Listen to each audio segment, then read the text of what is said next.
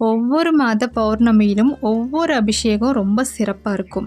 ஐப்பசி மாத பௌர்ணமியில் உலகம் முழுவதும் காற்று படி அளக்கும் சொக்கநாத பெருமாளுக்கு அன்னத்தால் அபிஷேகம் பண்ணுவாங்க. எதுக்காக ஐப்பசி மாதம் வர்ற அந்த பௌர்ணமி நன்னாளில் அபிஷேகம் பண்ணுறாங்கன்னு சொல்லிட்டு ஒரு சின்ன கதை இருக்குது, சொல்கிறேங்க.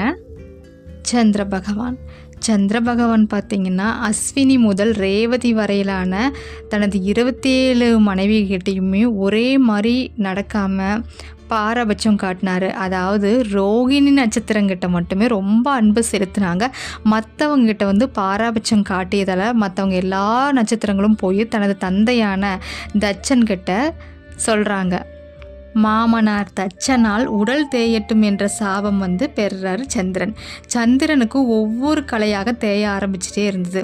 அவர் ரொம்ப வருந்தி ரொம்ப கெஞ்சவே திங்களூரில் இருக்கிற சிவனை பூஜித்தா சாப விமோசனம் கிடைக்குன்னு அவர் சொல்கிறாரு. சந்திரன் உடனே திங்களூர் போய் அங்கே சிவனை நோக்கி தவம் செய்கிறாரு. அவர் மேனியில் இருக்கிற ஒளி நாளுக்கு நாள் ரொம்ப மங்க தொடங்கிடுச்சு. 3 கலைகள் மிச்சம் இருக்கும்போது சிவபெருமான் காட்சி தந்தார். அவர் அன்பால் மனம் இறங்கி அந்த பிறையை தனது தலையில் எடுத்து அணிந்து கொண்டார். சந்திரனோட ஒளி தினமும் தேயும், முழுவதும் மறைஞ்சு பின் படிப்படியாக வளரும். ஆனால் அந்த ஐப்பசி பௌர்ணமி அன்னைக்கு மட்டும் 16 கலைகளும் பெறப்பட்டு முழு பொலிவுடன் வருடத்தின் அந்த ஒரு நாள் மட்டும் முழு பொலிவுடன் அவர் காட்சி தருவார்.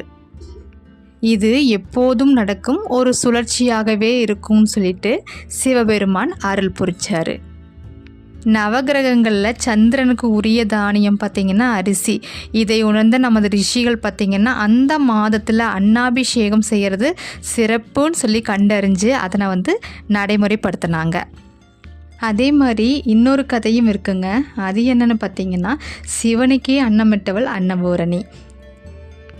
ஒரு முறை சிவபெருமான் பிரம்மனோட கர்வத்தை அடக்க பிரம்மாவோட தலையை கொய்து விடுகிறார். இதனால் சிவபெருமானுக்கு பிரம்மஹத்தி தோசை ஏற்பட்டுருது. துண்டிக்கப்பட்ட பிரம்மனோட தலையும் பார்த்திங்கன்னா சிவபெருமான் கையிலிருந்து வெளியே வரவே இல்லை. அவரோட கையை அப்படியே கவ்விக்குது. அதனால் சிவபெருமான் அவரோட சுயத்தை இழக்கிறாரு. கையை கவ்விக்கொண்ட பிரம்மதேவரோட கபாலமே பிச்சை பாத்திரமாக மாற, யார் பிச்சை போடும்போதும் அந்த கபாலம் பார்த்திங்கன்னா அன்னத்தால் நிறைகிறதோ அப்போ தான் அந்த கபாலம் சிவபெருமானோட கையை விட்டு பிரியுங்கிறது விதிக்கப்படுகிறது. ஆனால் யார் உணவு போட்டாலும் அந்த கபாலம் நிறையவே இல்லைங்க. அதனால் பார்வதி தேவி அன்னபூர்ணியாக வடிவம் எடுத்து காசியில் சிவபெருமானுக்கு அன்னமிடுறாங்க. அவங்களோட அன்னத்தால் கபாலம் நிறையுது. பிரம்மனோட தலையும் சிவபெருமானோட கையை விட்டு நீங்குது. சிவபெருமானுக்கும் அந்த தோஷமும் விடுபடுது. அவரும் மாயையிலிருந்து விலகிறாரு. உலகத்தில் இருக்கிற அனைத்து ஜீவராசிகளுக்கும் பசியாற்றுபோல் அன்னபூர்ணி.